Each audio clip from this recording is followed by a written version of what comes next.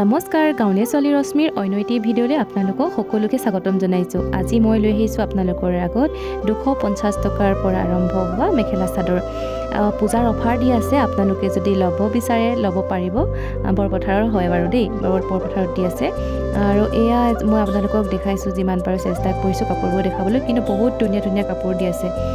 আপোনালোকে যদি আহে সোনকালে আহক, কাৰণ ভাল ভাল কাপোৰবোৰ বাছি লৈ যায় ন মানুহবোৰে। অধিক মাছত বগলী কণাৰ নিচিনাকৈ বাছোতে শেষত মোৰ এইযোৰ পচন্দ হ'ল। আপোনালোকে কমেণ্ট কৰি জনাবচোন কেনেকুৱা লাগিছে আৰু ইয়াৰ দামটো কিমান বাৰু।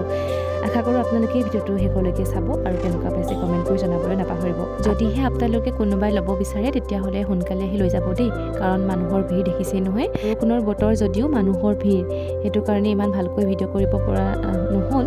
তথাপিও চেষ্টা কৰিলোঁ আপোনালোকৰ আগত কেইযোৰমান কাপোৰ দেখাবলৈ। আশা কৰোঁ আপোনালোকে শেষলৈকে চাব আৰু অফাৰ দি আছে, সোনকালে আহি যাওক। বহুত ধুনীয়া ধুনীয়া কিন্তু মেখেলা চাদৰ